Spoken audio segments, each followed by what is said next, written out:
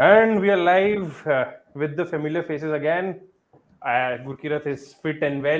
Nikhil is joining us here too. I would have expected the Aussie fan to join us today, given the situation his team is in, but he would rather spare his energy to write a cracking feature on how Scott Boland is the greatest thing ever happened to Australian cricket. So, meanwhile, Nikhil, Gurkirat, how are you? I'm better.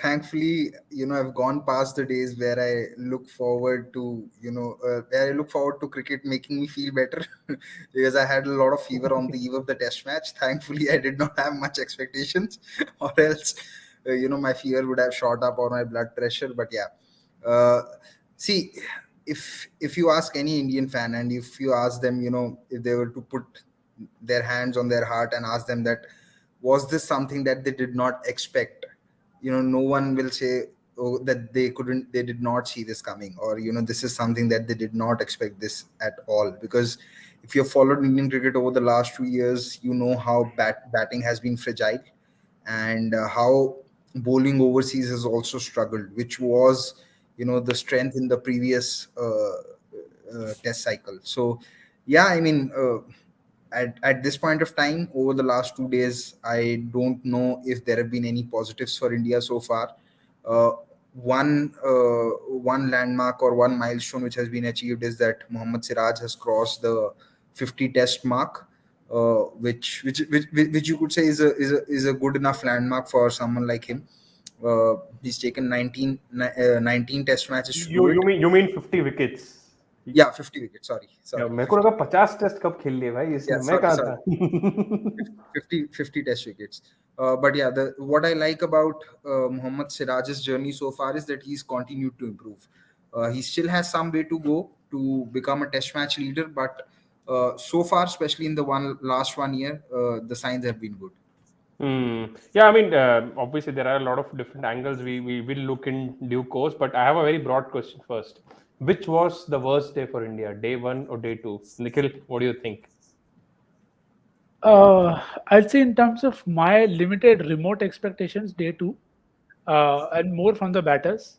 The bowling was what it was, and this is what you get from them. But with the bat, I think they would be the top order will feel let down.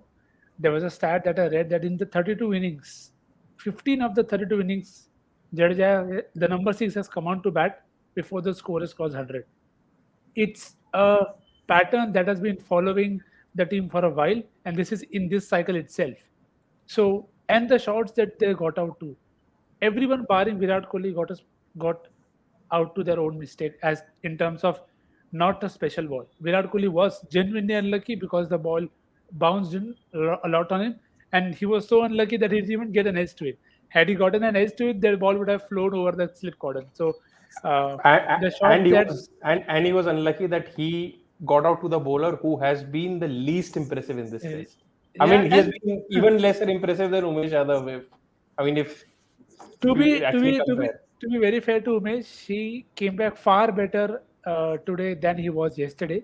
So there was definitely more bowling in the legs, maybe that helped him. But I think batting the top order has again flattered to deceive, and it was not again surprising. I was actually wondering that the team management will be thinking that they are not beating the bat, but they are getting wickets. How is that happening? How are they targeting the stumps? Because there was a graphic that said 91% of the balls were missing the stumps. And I know that Steve Smith bats on that guard, so it doesn't allow you to bowl on the stumps. But where did he get out? Yeah. So, I mean, yeah, before we let Gurkirat chip in, I just want to display a couple of graphics because this is something that really interested me. So, this is first up. This is Indian bowlers to Australia in the first 20 overs yesterday. 10% of the balls were full and 51% were at a length and virtually nothing on the half volley, which you would not want to bowl ideally. Now, if you look at what the Australian bowlers did, the difference in the fuller ball is just 7%. 7% in 120 balls is eight and a half or 9 balls. So not much of a difference if actually you look at the lengths that the Aussie pacers bowled. So I mean, I have a question from to Gurkirat here. Is it actually the pitch where the ball maybe did not bounce as much as it did on day one? Somewhat, yes. Today the bounce was lower, and it was evident from the first session itself, where Bharat actually collected a few balls near his feet. But again, that can't be used as an excuse, because you had already seen that, right? And yeah, so maybe today it wasn't the pitch where you could leave balls on length, Hmm. which which Warner was able to do yesterday. But if you're good batters, you have to make that adjustment. I mean, with Gill, you could say that probably the ball was slightly more outside the off stump, and he did not expect it to come in as much. But Pujara, the ball was far more closer, so could have been. I mean, I'm just trying to make sense of the dismissal. I'm not saying that the first three dismissals weren't avoidable, but yeah. Also, the fact is that somewhere in between, Australian bowlers also got a little more inconsistent bounce, which Indian bowlers did not, because of their height. So yeah, but all these things, you can't really, say because of this that the batting has not come to the party, because the batting has not been coming to the party for some time now. So at this point of time, if we are going to talk about these things, they'll look more, they'll look excuses more than anything else. And what I wanted to say before was that after yesterday, no one would have expected that Umesh Yadav will have the lowest economy of all the four pacers, Yeah. and Mohammad Shami was the most expensive. I think he was the only one who ended up with an economy of over four, if I'm not wrong. So, Yeah, I yeah. mean, the way I read this test match so far is India have actually lost the plot on two fronts, where their bowlers have not adapted on the day one wicket quickly as to which lengths that they should be bowling, and similarly, the batters failed to adapt the change in the pitch on the second day, where they it was not the pitch to where you could leave on length. So uh, the end result is after day two, Australia are miles ahead in this test. But I mean, if you have to pick one instance, right, or one wicket, which was the biggest wicket for India today? I think Rohit's wicket was the biggest wicket, because he has been your best batter, and he got out to a very innocuous delivery. I mean, it was you couldn't really say that it was a wicket taking ball, to be very honest. Pat Cummins has bowled far greater deliveries, and sometimes he's batters been able to keep it out. It was just an innocuous delivery. I mean, I've got nothing Hmm. more to say on that. But that was the biggest dismissal, because after that dismissal, you knew that Pujara will come in, and because the wicket has fallen early, he will take his time, and the run scoring will come down, and then once Rohit was dismissed early inside 10 overs, you sort of knew that the writing's there on the wall, that India could really be five down by end of day's play, and that's what happened. Yeah. By the way, there's a stat going on in the bottom that this is the first ever time in Test history when the top four batters are dismissed between 10 to 15. For more such stats, I mean, just keep watching our channel. All of you who are watching, just like this video, subscribe to the channel if you've not done so already. And Nikhil, do you agree? Was Rohit's dismissal the most important dismissal of the day, or do you feel any different? I think Virat was more critical because I think even after Rohit went, you saw Pujara come in and be positive. And as an opener, you again, it's you are bound to get one. They were both looking decent, especially the shot that Gill played over to Cummins. The short ball that he slapped over mid on gave you a lot of false hopes. But the moment Bolin came on to bowl, and then he bowled full, and Gill was actually coming forward to defend from that length. It told you that I don't know what is going to happen next, but just don't leave. And eventually, that won't happen. And Virat at the other end, I think he looked very assured, very compact, very. Uh, I mean, there isn't any instance where you felt that okay, this is where he played it wrong, which is something that you can say of other batters. Jadeja probably was the second best batter. Of course, he got a lot more runs, but I feel Virat was looking in far more control, and him with Rahane, just the ideal guys to build a big one. Because again, with Pujara, my expectations are very low in the first innings. It doesn't excuse them of not performing, but I mean, Gill in deeper, not surprising. Rohit Sharma in deeper, not surprising. Pujara in deeper, not surprising at all. Okay, so talking about Kohli's dismissal, it just gives me a feeling that he gets these unplayable balls a lot more than the other batters. At what point of time do we actually feel that these are actually unplayable balls, or is it more due to any sort of technical? I won't call it an issue, Kohli's style of play, because a lot has been spoken about his front foot press. A lot has been spoken about him not sort of playing the ball late as supposed to what Smith and Williamson and players who have succeeded in England. I mean, Williamson has not really succeeded in England, but others who have done so have often played the ball late. But that's not always the case with Kohli. So, Gurgar, do you feel this is again one of those cases where he was just unlucky to get that unplayable ball, or is it sort of a is there any other narrative here? It's a very difficult one to answer because I remember talking about it earlier where I said that what has happened with both Kohli and Pujara is that uh, as long as they're defending and they're intent on keeping balls out, they look good and they look comfortable. But you also know that at some point of time there is going to be a good delivery which will have their number and they will get dismissed without not having enough runs on the board. So what I feel is that why why that why that has started to happen a lot more somewhere is because it again comes down to, I feel, the fact that the scoring shots have come down. So that basically uh, you know makes the bowler a little more comfortable, because for the bowlers now the margin of error isn't small, because you know that there are certain areas where the runs will not be scored off. So I just feel it's a combination of all factors. Sometimes yes, they do end up getting great deliveries. Pujara has certainly got sometimes great deliveries, and it's also it's something what I said about the Pujara versus Cummings matchup as well. You know, average wise it's only 16.7, but Cummings has had to bowl 500 balls to 500 plus balls to get Pujara out 7 times. So that's basically what that's 14 overs per dismissal. So it's very difficult to point a finger at one thing and say, oh yeah, this is maybe a technical issue. Yes, so these issues of Kohli which you mentioned, that there's the forward press and he doesn't play late, they've been a part of his game ever since, and I don't think that at this stage of his career he's going to make those changes. But yes, I do feel for his own betterment that if he could probably start playing a little more on the back foot, probably start playing the cut a lot more, it will help him. But today's dismissal, yeah, I just think he was unlucky, because very difficult to adjust to that much bounce, because Hmm. balls were mostly staying low.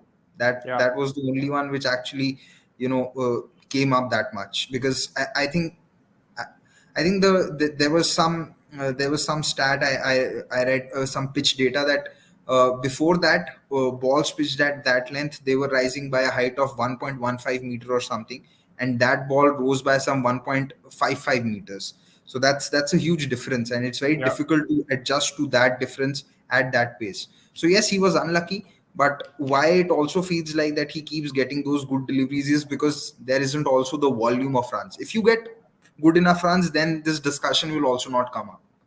Absolutely. Yeah, I mean, you mentioned Pujara. I'll just make a comment in passing that his since 2021, this was his seventh test in England, and his first innings average is now 7.57. So yeah, I mean, I think we should just expect that Pujara is out there to score No, runs but in the second innings. Let's see if that on happens. this first innings or the second innings conundrum, whatever it is we might want to call it, but I think the management now needs to look a lot of these first innings numbers very closely and seriously, Yeah. because matches are set up in first innings and not really in second innings.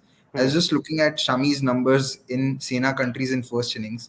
Whenever he's bowling in the first innings, he has an average of 35, and when it's the Hmm. first innings of a test match, it's an average of 40. A pacer having an average of 40 with a strike rate of 60 plus, I think it's 68 if I'm not wrong, while bowling in the first innings in Sena countries, is not something a top test team should be comfortable with, especially when you know that pacer is a lock in your first 11. So these Hmm. first innings numbers need to be looked at far more closely, because matches are more often than not won in first innings. Yes, the test matches like Oval 2021 happen, Kolkata 2001 happens, Adelaide happens, but it's very rare to come back and win the test matches in second innings. It doesn't happen. Yep. Talking about performing well in first innings. In tests since 2019 and tests outside Asia, Jadeja's first innings average is 45.3. And among Indian batters, he's second only to KL Rahul. So, uh, Nikhil, I mean, talk to us about Jadeja's knock, the impact of it, and how much of it is due to the stuff that we mentioned ahead of in the preview as well. That the best partnership we saw in Australian's innings and the best partnership we've seen so far in Indian innings involved a left-hander and a right-hander batting in tandem. Yeah, see, I will definitely agree to the point that it makes a difference, but what really matters is the game that Jadeja has. So I'm not going to say that had there been another untested keeper who would have played, he would have done better because it doesn't work that way. But Jadeja's test game is actually better than many other top order batters right now. You saw the way he was leaving the ball, he was covering the line, even when he was troubled, he had a way to keep it down, play with soft hands. So, see, it's something that we know that is worked on.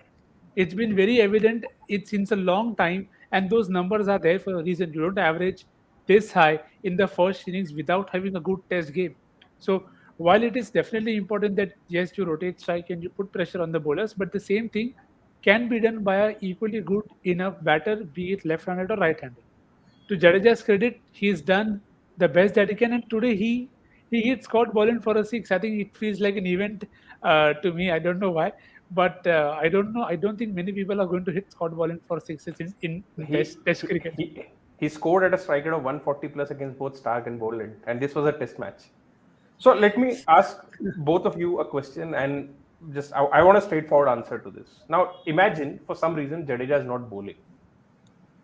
Would you still pick Jadeja over the top four that India have right now in the Yeah, test team? yeah, I mean, you just have to pick one of the top five or top yeah. six. Of course, Are you still picking Jadeja? yeah, Without a doubt, because no doubt. Yeah, I also feel that India also don't trust Jadeja enough as a bowler in these conditions. Also, his usage hasn't been great. In 2021, when India played four Test matches back to back, I think the longest spell that Jadeja got was 6 overs, and that was when he was bowling just before the new ball was to be taken. So I don't think India also trusts Jadeja's bowling enough in these conditions. So at some point of time, India, especially when they are playing outside Asia, they will have to probably persist with the idea of playing Jadeja or looking at Jadeja purely as a batter and maybe as a I won't really say a part-time spinner because he's definitely better than a part-time spinner, but he can't be your that bowler who you rely to be to do the job of a specialist spinner. Because if you look at his numbers in England, I think before this test match, he was averaging 46 with the ball at a strike rate of 102.2 in England with the ball. So with those numbers and especially with the way India use him, I don't think you can expect him to be the specialist spinner. So yes, if the situation does allow for it or if the need arises for it, play him as a specialist batter or play him as a batting all rounder and try and get overs out of him maybe in the second innings or when the conditions deem fit. I also felt that yesterday in the second session when he came on to bowl and bowl that 7-8 over spell, he was actually causing some trouble to Travis Head. There was a ball where he came around the wicket. I Uh, think he landed it on the fourth stump. Head missed it and it just missed the off stump. I felt that you know in the beginning of the third session, because at that point of time you expected the conditions to have flattened out, probably Rohit could have started with Jadeja at one end. If nothing, he would have at least given you some control. So it's his numbers are both a combination of his own skill and the usage of Jadeja as a bowler. But yes, if the I don't mind him playing ahead of any of the top six batters or top five batters for that matter. yeah, I mean, and who would have thought that in a team with so many big names, you'd have Jadeja as the number one choice as a batter. But again, I feel it has also got to do with the fact that he's a lefty. I mean, I'm not saying that you can't just play a lefty just for the sake of it, but this is something to be looked at in a broader scheme of things. That when you are sort of milking players for the A team or wanting some players to be as your net players, so to speak. you should be looking at this variety as well, because when people talk about team balance, because Ashwin is left out because of team balance. If you hear whatever the management has to say, then having an ideal left right combination is a part of team balance, and ultimately you have to plan for it moving forward. No, Yeah. it definitely helps. It definitely helps. And what I think also helps is the position which he bats at, because conditions do tend to get a little flatter at that point of time. But again, I'd say one of the major reasons why I also believe it's his skill set, because last time when India played in England, Robinson was able to. Robinson was troubling Pant a lot on that fourth stump line, Yeah. coming around the wicket. But to Jadeja, he wasn't troubling him that much. And one of the reasons why a lot of right arm pace bowlers start coming around the wicket to Jadeja is because they know that the margin of error from Jadeja's end on that fourth stump line is very little, because he leaves the ball very well. And when they try and come around the wicket, it so happens that many a times they end up straying down the leg side, and he gets the balls like he did where he hit Boland for a six over mid wicket. So a lot of it is also down to how good he's become around his fourth off stump and the fourth stump. He's just become a very very good lever of the ball on that line, so that makes a lot of things easier for him. Mm. And Nikhil, when Lion got Jadeja out, how much it made you feel? It made you miss Ashwin. It's just supposed to be the second day track, and a regular off spinner is getting a lefty out. See, there are grins on our faces because see there are things that you can see coming. But if you are so hellbent that no, I don't want to see them, I have my 3D glasses on, then please go ahead, embark on your own journey. Because see, again, I mean, we discuss this in every situation, in every equation possible, that why you need an option like that.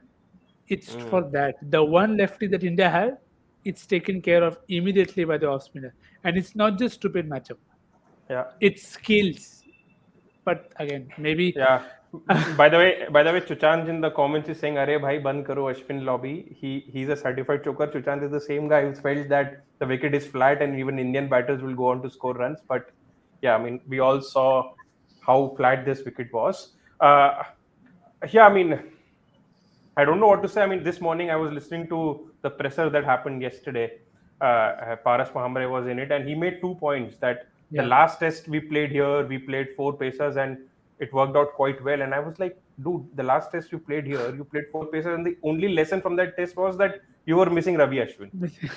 And the second statement that he made on Ashwin's exclusion was that we saw the conditions on day one morning, and we felt like we need four pacers. And I mean, you literally have 12,000 test runs and how many whatsoever amount of first class runs in your team management. You should know that you can't pick a 11 based on the first day morning, right? I mean, it's just bizarre even listening to them, and it's like, "Bhai, planning kahan hai, yaar? This is just." I mean, See, I, there I I is don't want to there use is the word, but this is just. see there is a lot of logic and numbers that again we discussed in the preview as well, where we were very specific that yes, it's early June. Yes, it has backed seamers a lot. Yes, only one wicket has been taken by spin, but you cannot blindly look at numbers. You have to be very objectively practical about your chances, that on that day who are your best bowlers to exploit whatever there is there in the wicket. And if you don't think Ashwin is going to be good enough, why take him? Did you expect a dust bowl? If you're saying that you want to play Ashwin only if there is a help in spin, were you expecting a Turner in England in early June? No, na. So then why did you take him? And whatever I saw yesterday of Jadeja and today from line, there is help in the wicket. So you are essentially reading the wicket wrong. And it's not the first time. But the thing is, There, there is nobody accountable for that. Yeah. there was help for spinners yesterday in the second session. Jadeja That's got what I'm Yeah. help. saying. That's what I'm saying. Yeah. Jadeja, So and again, the highest wicket taker for India at this venue before this test match is Ravindra Jadeja, who's a spinner. And you look back at the 2018 test match, there was Hanuma Vihari got two wickets. There was, yeah, one was a junk wicket, but there was still turn. Hanuma Vihari was getting turn back, on day four in Oval 2018. Jadeja was getting massive turn in that test match. Last test match in 2021 that you played. And see, it's one thing to win a test match with that brittle England batting lineup, and it's another when you are playing this Australian lineup without Bumrah. If you leave out Ashwin, say if you have four pacers who read Bumrah, Ishant, Shami, Siraj, fine. It's okay. You can leave out Ashwin. But Yeah. if your four pacers are Shami, Siraj, Shardul, and Umesh, And then and no. a guy who's averaging 40 plus in Sena countries for a decade. Yeah, and so also see, here's something that people really need to understand. Just because you win games, it doesn't make a particular tactic or a particular move right. You can win because the opposition can be poorer, or Yeah. few individuals from your team can just rise above and make sure that some mistakes that you've done. Bumrah that way is a cheat code. Bumrah as a cheat code allows captains to make mistakes and get away with it. We've seen that with Mumbai Indians. We've seen that with Indian team when Virat Kohli was the captain. We have seen it even with when Bumrah has played under Rohit Sharma. It's not that there haven't been mistakes. There have been mistakes, but someone like Jasprit Bumrah has been able to cover it up. So even Yeah. in that test match that India won in Oval, there was 1 hour, 1 hour of play. I think on day two, after the first hour, where I think runs leaked at a run rate of 5 when Umesh, Shardul, and Siraj bowled in tandem. So this risk of Umesh and Shardul leaking runs was always going to be there, and I'll still say this that Shardul has still somewhat improved. So I can Hmm. understand you backing Shardul, but Umesh hasn't shown improvement at all. Today, yes, he bowled well, but he was always going to be a big risk, which is why I said that on day one morning that India have taken a huge punt on two mercurial bowlers. And if there is no help, then they'll come back to regret it.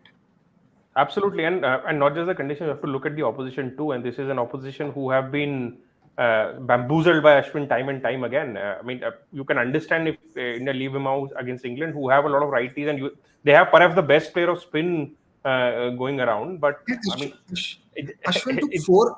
Ashwin took 4 wickets in an innings when India were playing with the pink ball in Australia. So this yeah, perception, where does this come from that Ashwin can't bowl on flat wickets or Ashwin can't bowl outside Asia is something which is beyond me. Adelaide 2018 is a performance which people really don't talk about. In that fourth innings, I think he bowled 51 overs and he gave away some 72 runs or something, and he had taken 3 wickets, and he took out so important wickets in that test match. He got Khwaja out. He got I think he also got Sean Marsh out, if I'm not wrong. He took 4 5 wickets across 2 innings. He also scored a very lefty का नाम valuable तो ऐसे century. ही assume कर सकता है कि अश्विन ने लिया होगा भाई वही तो बात है And दैट्स द मेरे को See, याद नहीं again, आ रहा. the point here is not that had Ashwin been there, the score would have been different in terms of with the bat. So it's not to say that he would have made an impact that Result शायद change ना होता the match में. result would not change. But the thing is, you did not give yourself the best chance. And also on the point about, Paras mentioned a point about wanting to go short to Travis Head, but they waited for something. So yeah, so I think they waited for an on-field tactic to get over, and then they said, okay, then let's go to that. And today you saw the difference of how uncomfortable Travis had looked. So, and the point where we are again ranting on this is it's a repeated mistake. It's yeah, not that it's happening for the first time. And yeah. if you expect the same thing, if you do the same thing and expect different results, it's not going to happen. See, Absolutely, and a captain's gut feeling cannot defy common sense, right? See, I'm not one of those who will say sack the captain, sack the coach after a Yeah, bad result, because or blame everything on the captain and the coach, because that happened after the World T20 as well. My problem is the two biggest games that you have had so far, the World T20 semi-final and this game. You've made basic tactical errors in that game also. While you were playing that semi-final in Adelaide, Bangladesh almost chased 180 runs against you, and still against England, after winning the toss, you chose to bowl first. Oh, bat first. What were you thinking? There was no swing in the second innings available. So these kind of basic mistakes are unpardonable.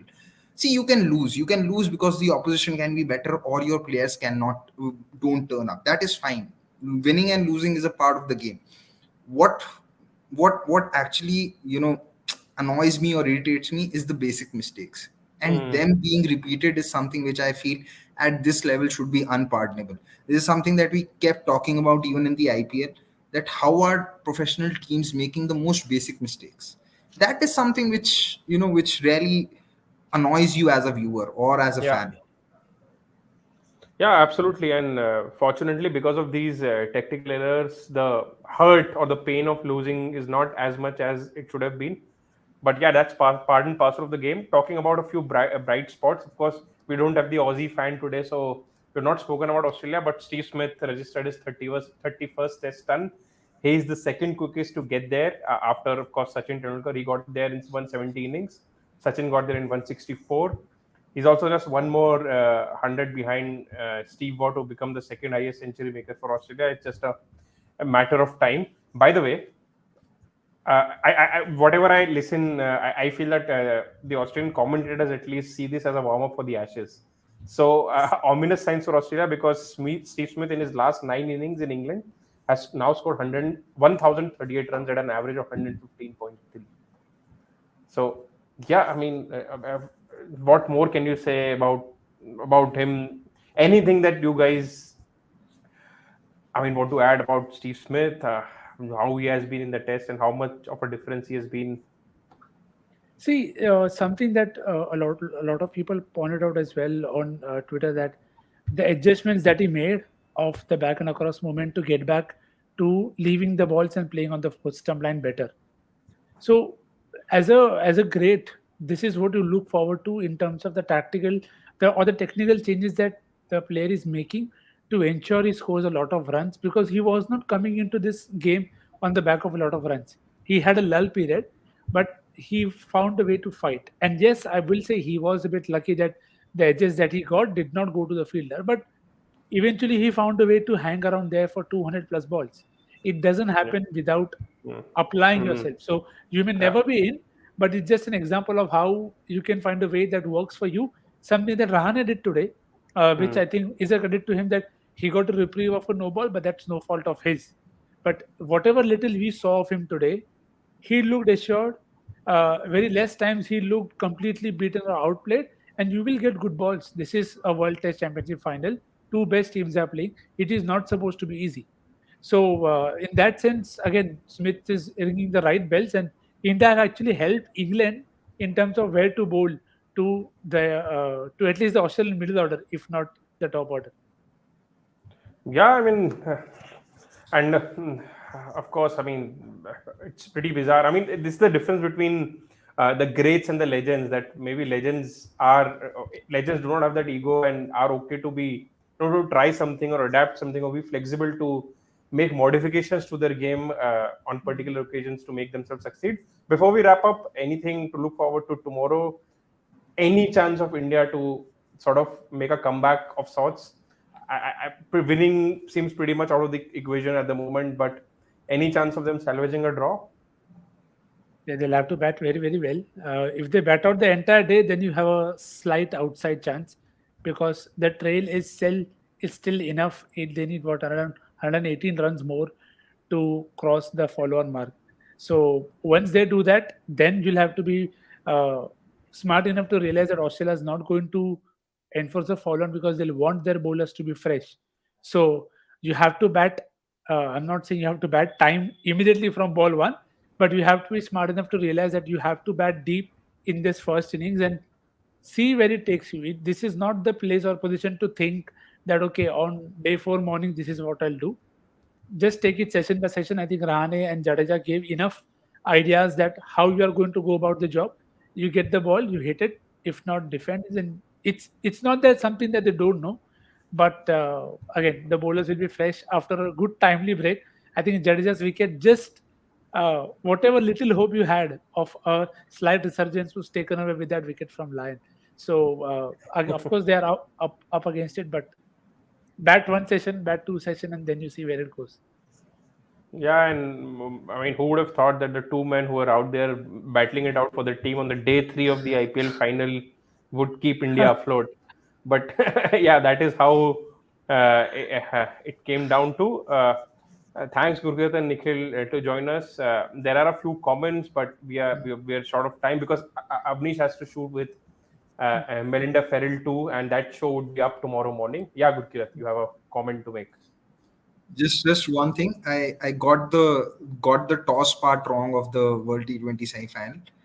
India had not won the toss, but Rohit had said at the odds that we were also looking to bat first. I thought I Yeah. might as well correct it, or else someone And will post and the will take technical out error that clip and was, yeah, and the tactical error was made in that match of not promoting Pant ahead of Sky when yeah, opposition were yeah, bowling yeah. their leg spinner out. So technical errors बहुत मिल जाएंगे भाई, कम नहीं है. Yep. On that note, we'll see you tomorrow. Hopefully, a slightly better day for India, but signs of that look a little grim. With that, we'll Yep. take your leave. Cheers. Cheers.